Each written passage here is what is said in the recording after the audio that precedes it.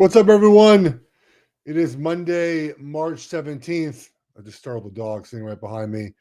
Some big moves in the National Football League as the Bengals finally get the deals done with their wide receivers, possibly too with one of their defensive ends. We'll see if it happens next couple of days. That's the reports. And of course, that fired up the old X machine and social media talking about how the Bengals are building their team. I thought I'd throw my couple cents in there, whether you care or not. I know Bengals fans and I don't always get along. Maybe you will after this, maybe you won't, but it's worth discussing. So the Bengals basically ended up paying their two wide receivers a combined $69 million a year. Maybe it's 70, somewhere around there. And the discussion always becomes with them, is this worth the money? Is paying wide receivers worth the money? That is $11 million more than Tyreek Hill and Jalen Waddle, and $12 million more than A.J. Brown, Devontae Smith. Now, obviously, we'll talk about every situation there. Bengals, Dolphins, Browns. Now, from the Bengals' perspective, let's go positives first, okay? One is it keeps this core intact. I talk often about drafting, developing players, and paying those players. So I can't say that Bengals flatly shouldn't do this when I have said for years, and I really firmly believe this, we saw it with Philly, we saw it with Kansas City, that drafting, developing your own players is a core principle to having success in the National Football League. So I can't just flatly say I don't like it because I've talked about in the past that being a way to win in this league, and I firmly believe that. Second, is that the Bengals have been unwilling at times to pay their own players. It takes upfront cash. It takes a commitment in the long term. It takes guaranteed money. So if the culture is changing in Cincinnati to where paying these players that you've drafted and developed becomes the norm, this is a great thing for Bengals fans and the Bengals, of course, right?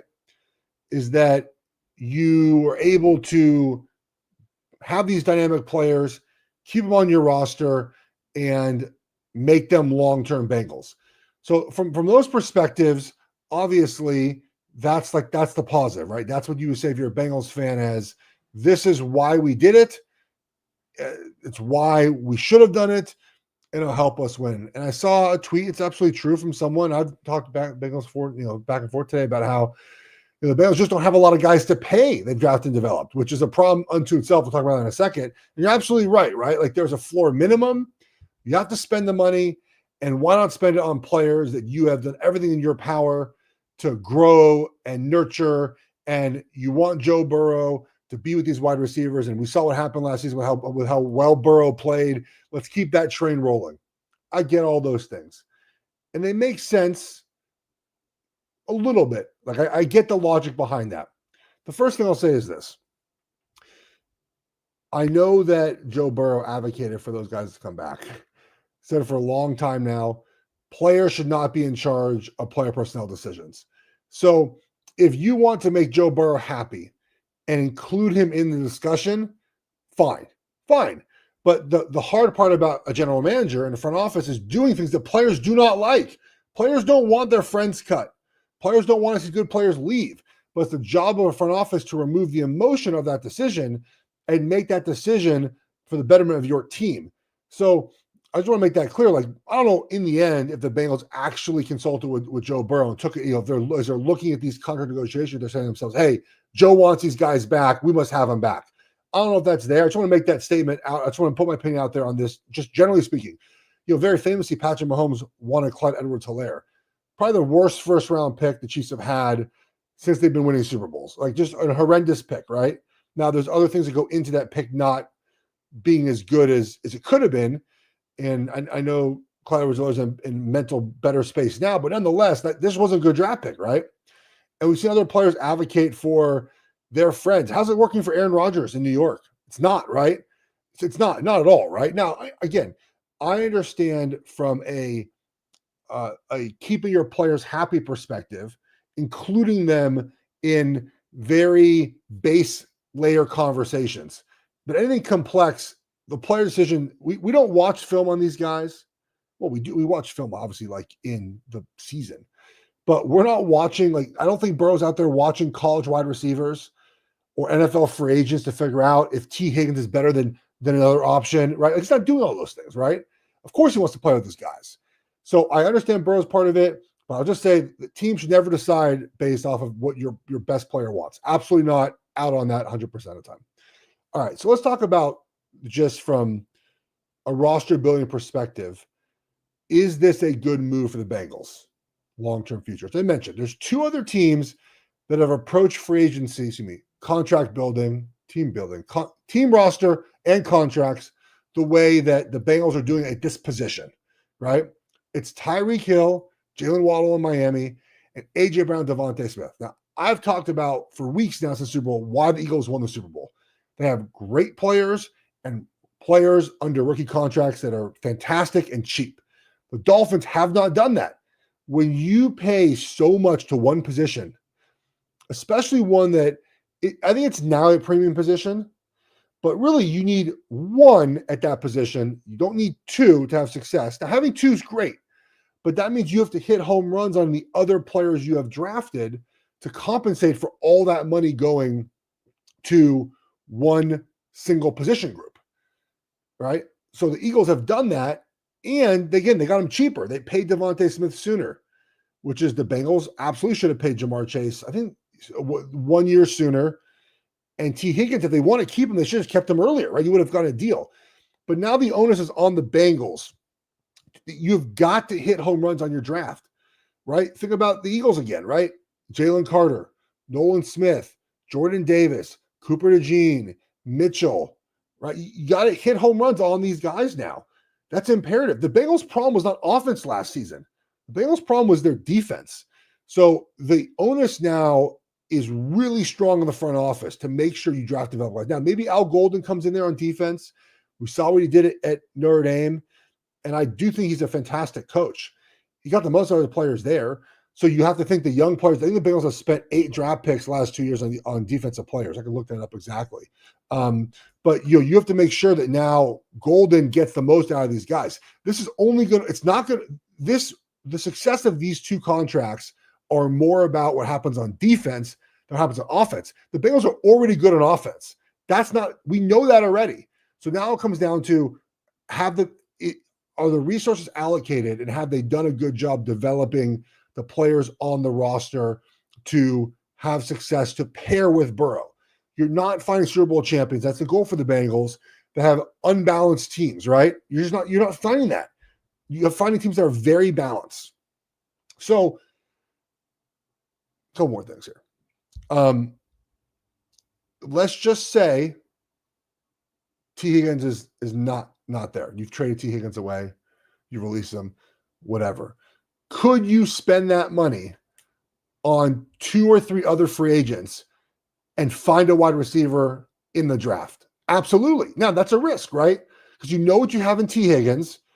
You don't know what you have in free agents, which sometimes are very hit or miss. Could you go get yourself, let's say, a Warren, the defensive lineman for the Chiefs who got paid by the Panthers, and Ward, or maybe Carlton Davis, or Mooring, like get a defensive back for the same price you pay T. Higgins? Probably could have done that. I'm asking you, Bengals fans, does that make your team a better team moving forward? Chase, wide receivers you have on the roster, or younger guys, right? And then better players on defense. That's the balance here, right? Is if you say, well, we don't pay T. Higgins or we traded him, are we using that money to build a defense around Joe Burrow? Also, I think Joe Burrow is great. I know you guys do too, right? Absolutely, you believe Burrow is great.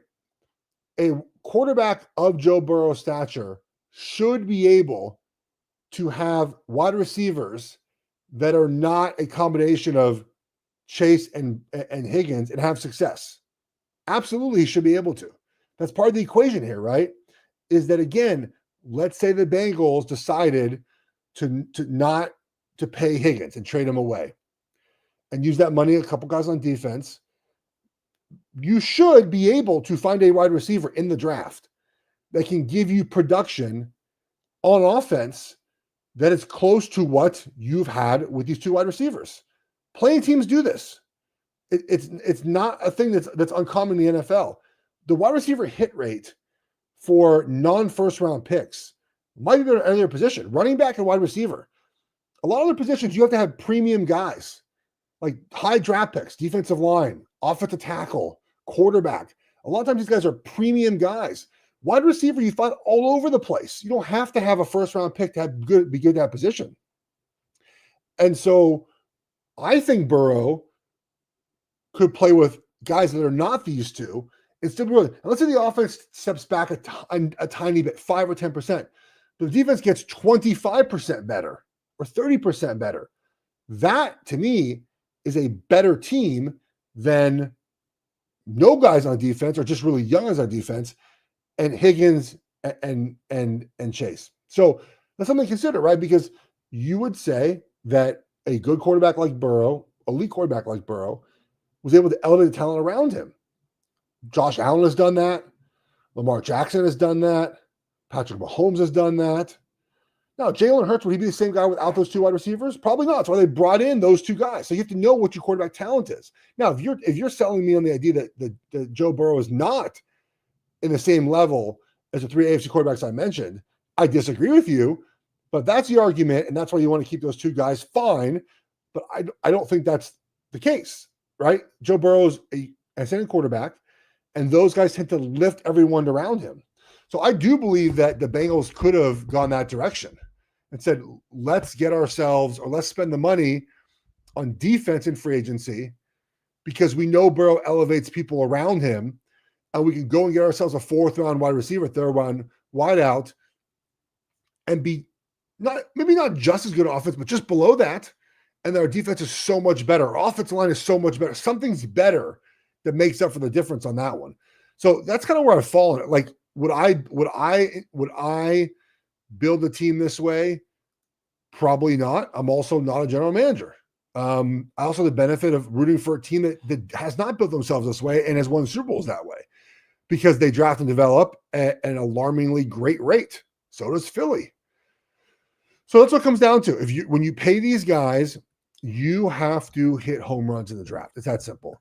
This will be graded on that scale, and then obviously the scale of winning Super Bowls, which again in this conference is super hard to do.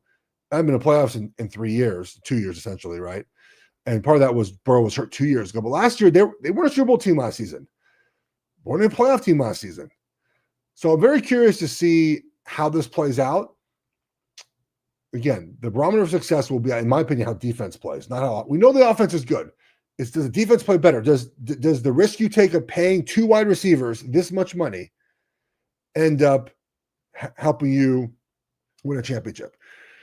Some of the pushback I saw was that the Chiefs pay a lot of players. They have a high percent of players take up a big percent of their cap.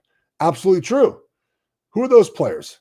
Patrick Mahomes, Travis Kelce for one more season, Juwan Taylor for one more season, Creed Humphrey, Trey Smith, Jalen Moore, Chris Jones.